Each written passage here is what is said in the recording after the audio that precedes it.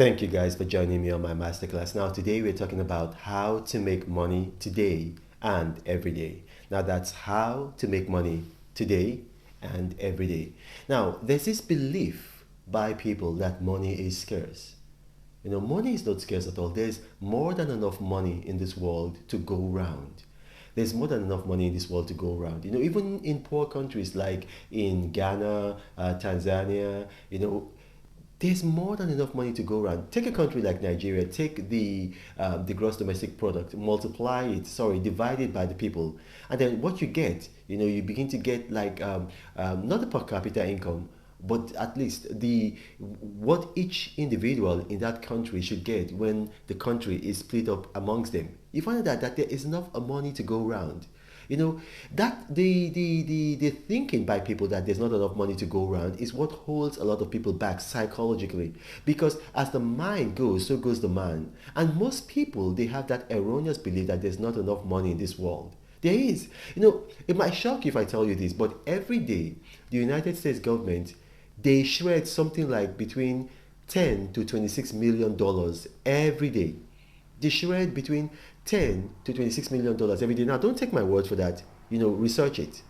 So you see, the richest 1% of the people of the world, if you take what they own, and then if you take what 90% of the rest of the people of the world own, you find that the people, the top 1%, have more than them. So there's enough money to go around. But there's a reason why people are not making money, and it boils down to their psyche, to their thinking, to their mentality. And I'm going to explain it to you, because I was able to myself break out of that thinking pattern, and it has just helped me explode my wealth making ability. So you got to understand that. You see, there's there's enough money to be made. There's scriptural basis for this, and there's an economic basis for this. There's enough money to be made. Money is not scarce. Money is not scarce at all. But here's the thing. You've got to make money, because money won't just come to you. Now, why are you not making money? Why? I'm going to stop here, and I'm going to give an example. You see, in researching for this video yesterday, I called somebody in Jigawa. Jigawa is a part of Nigeria, and then somebody in Kaduna, excuse me, and I also called somebody in Abuja, Lagos. What I wanted to find out how much for a 50-kilogram bag of rice in Jigawa and Kaduna, and then also how much for a basket of tomatoes in Jigawa and Kaduna. And I compared the price with the price for the same product in Abuja and Lagos. So the price is vastly different. It's very, very, very, very inexpensive. It's just very, very low in Jigawa. It's actually lower in Kebbi when I found out, and then it's low in Kaduna. But then in Abuja it's much higher. In Lagos it's much higher. So the thing is, like, if you are able to get these products from, say, Jigawa or Kaduna or Kebbi to Abuja and Lagos on a regular basis, within 6 months, not even a year, within 6 months, you're going to be a millionaire. You're going to be a millionaire. And if you look at, I was reading the story of Aliko Dangote, who is the richest black man on planet Earth. And that's how he started. He started as a commodity trader, not importing, but taking goods from Kanu, where he's from, to Lagos to sell. And then he began taking them in trucks, and then he got more trucks and began taking goods. And then when he'd saturated the market what I mean by saturated the market, when he'd taken like a monopoly over the market, and he found out that he could not meet demand in Lagos, then he began to import. But here's the thing. Why aren't people in Abuja and Lagos doing that? Because till now, the demand in Lagos is higher than the supply. The demand in Abuja is higher than the supply. That's why the product is so expensive. Why aren't people doing that? After all, if you look at it, there is a train from which our administration built. There's a train from Abuja to Kaduna and back. So all you have to do, hop on that train, get to Kaduna, take like a local transport, buy a lot of the rice, buy a lot of the tomatoes, probably beans if you want to do that, but that's up to you, and then bring them to Abuja. And then you resell. There's already market. You're going to sell like that. But why are people doing that? It's because there is a risk. There's a risk involved. The train could get attacked by herdsmen, which has happened before. There's a risk involved. So because of that risk, people don't get involved in the business. People don't get involved in the business. If you recall, I did a video and I talked about 21 side hustles by which you can make money. Even if you have a job, you can make money. And one of the businesses I talked about Airbnb. Now, when I talked about that business, because I've been all around Africa and Asia, I was in Kenya. I went to Kibera, which is a slum in Kenya. I went there. I went to another slum in Tanzania, and I was able to prove to people. I told them that, look, even in this slum, Airbnb will operate. If you clean up your house, even though it's a slum, if you clean up your house, and then you put it up and list it on Airbnb, you're still going to get clients. You can try that now if you live in Kibera. Even if you don't live in Kibera, just go to Airbnb and you put Kibera. You find out that that's the case. That's the case. Now, give me a second. Now, so you see, when I told people about that, and it's true, you can actually list your house there. Now, a lot of people tell me, well, Pastor Reno, what's it going to take? I said, okay, you've got to get some cheap furniture, clean up your house and do this. And then, the vast majority of people, and I've got emails to prove this, they're telling me, well, if we do that, if we spend some money, maybe we spend $50 cleaning up our house, what if we don't get people? What if we don't get people? You see, that what if, people, that's the risk that is involved, and people don't want to take that risk. What if? So a lot of people ended up not doing it. Some people did it, and then they're making money. They're still making money now. I know two of them. One of them is my friend in Kenya, Haemba. He's making money now. So I mean, just imagine that. And then also, there are other ways. I talked about how to make money from the gold ETF, and then people reached out to me. I said, look, you don't have to have $100,000 to make money from the gold ETF. No, you don't have to make money. You can put money as little as 10,000 naira. If you're in Nigeria, you can put as little as 50 shilling. If you're in Kenya, if you can just put. If you're in Ghana, you can put as little as 100 cedi, Ghanaian cedi. And then people, they communicated to me and said, okay, but what if we lose this money? What if we lose this money? Is it guaranteed that the gold ETF is going to make money? I said, well, all I have to go by is historical data. And historically, the gold ETF tends to outperform the regular stock exchange, but nothing is guaranteed. It's a risk. And because they heard that word, oh, it's a risk, people wouldn't invest. Very few invested, but people wouldn't invest. So the reason why people don't make money, the reason why people don't invest is because they are risk averse. And it's not just in Africa or in Asia, it's all around the world. The vast majority of the 90% of the people of the world who are living far below their potential are living that way because they hate risk. So they are risk averse. Now, man is by nature risk averse. That's why we've lived this long. But if you don't take risk, you cannot make money. And risk, there's no business that is going to be risk-free. That's why people are rich and people are poor. Because if there was no risk, I mean, everybody will be rich. You just go in and you do whatever. But there's going to be a risk. You can't tell me a business opportunity right now where there's no risk. You can't tell me. Even if you put your money in a fixed deposit in a bank, what they call in America certificate of deposit, there's a risk. The bank can shut down. So that's why, they tell you, they make you sign a disclosure, there's a risk. And then, you see, in business, the higher the risk, the more profit there is in that business. So the reason why people are not making money is because they are afraid of risk. So what do? How can you start making money? What you do is that you have to learn to not be afraid of risk. And how? If you recall, I think it was about 6 weeks ago, I went to the Bermuda Triangle and I swam right in the middle of the Bermuda Triangle. Now, that was a risk. It was a risk.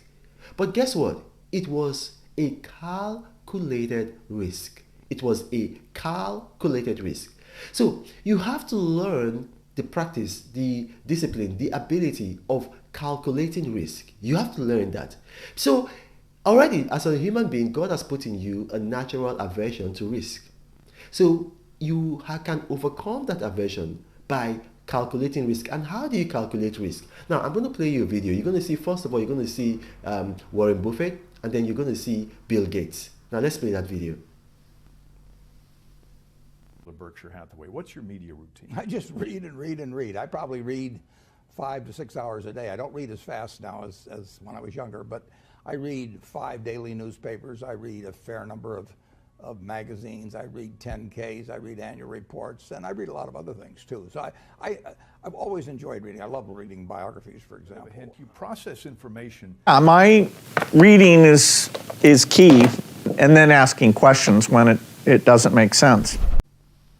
So you see, what they do is that they read, and then they ask questions. Warren Buffett says that before breakfast, he's read about 10,000 paragraphs. Bill Gates said he reads, and then he asks questions, reading and asking questions. Now, why do they do that? They do that to understand the risk involved in things, the risk involved in an investment, the risk involved in an area before they go into it. Why? Because when you understand the risk involved in something, then you are able to take calculated risk. And when you take calculated risk, it's hardly that the risk will overwhelm you. So for example, I'll give you an example now. In Nigeria, 6%, and you can research this, 6% of Nigerians have iPhones. 6% of Nigerians have iPhones. Of those 6% of Nigerians that have iPhones, something like about 3% of them are new iPhones. So like the iPhone 12, about 3% of Nigerians will have it. So Nigeria has a population of about 200 million. So if you have a population of 200 million, now 5% of that population is going to be 10 million. You understand that now? Now, so 6% of that population is going to be 12 million. So 12 million Nigerians own iPhones. And you can research it. You don't have to take my word. So capital is not a problem in Nigeria. A lot of Nigerians have money because it doesn't come cheap. The average cost, and this study, you can find that when you research it, the average cost of the iPhones that Nigerians have is $454. And with $454, that's more than enough capital to go into not even a small business, a medium-scale business. Like what I talked about, buying rice and tomatoes, the same way Dangote became the richest black person on earth. But people are not doing that because they're looking at the risk involved. So they're spending their capital on pleasure. They're not spending their capital on treasure. But when you begin to read, when you begin to understand risk, so for instance, now you get data and you find out that, okay, now this is the Abuja to Kaduna train. How many times has it been attacked? So you're able to understand the risk factor involved in that train journey because you can actually take the number of train journeys and then the number of times that train has been attacked, and then you can get the data concerning the attacks, and so you can now calculate the risk. Or for instance, you can, maybe you live in a slum like Kibera or Ajegule in Lagos or slum in Ghana. And then, okay, you can, because on Airbnb on their website, you have data tools. And then you can begin to calculate the occupancy rate in your area. And then when you calculate the occupancy rate, then you can also calculate the time, the period of the year when the occupancy is greater or when occupancy is lower. And then you can now take a calculated risk and know at what time you're likely to get people. And then you can actually calculate how much money you're going to make. And then you can know that, okay, if you make a $50 investment in cleaning up your house, you can make that money or you cannot make that money. So that's a calculated risk. So if you want to start making money, you have to learn how to calculate risk.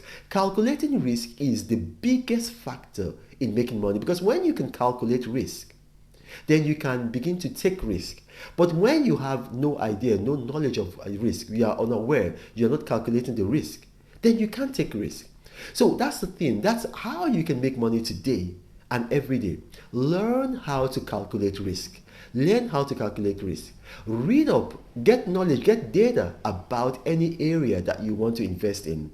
And then the more knowledge that you have about that area, the more you're able to calculate the risk involved. And then when you're able to calculate the risk involved, you're able to take calculated risk. Calculated risk involves knowing timing, the right time to go in, the right amount, when to pull out. For instance, I talked about the Bored Ape Yacht Club, which is an NFT. Now, I know NFTs are a fad. I don't know how long they're going to make money, but I told people, buy. Now, a lot of people did not buy. Very few people bought, but some people bought, including my staff, and they made a lot of money. Now, when they gave testimony on my channel that they made a lot of money, people now came out and they said they wanted to buy. At that point in time, the average for a Bored Ape Yacht Club NFT has gone up by, it was now about like 30 something thousand. As at the time I told people to buy, it was about maybe $180. So you see now, if you see, people take a calculated risk. Some people can say, okay, I'm going to take a calculated risk. How much is $180? I can afford to lose it. It's a risk. It's not a gamble. You still have some money in the bank. You take that risk. So learn to take calculated risk and you will learn to make money. My name is Reno Omokri. Now, if you've watched this video and you have questions arising from this video, put them in the comment section. I'm sure you've noticed that by now that my staff are very good at curating comments. They bring them to me and we're very good at responding to them. Now, remember, I do not have a Gmail account. I do not have a WhatsApp forum. I do not have a Telegram channel. People have seen that my videos tend to go viral and some scammers are taking advantage by creating fake YouTube profiles by which they approach people in the comment section telling them guideline, helpline, I will mentor you one-on-one info, and they've duped a number of people, making them suicidal. Don't fall victim. Thank you for watching. From Reno Omokri, and God bless you.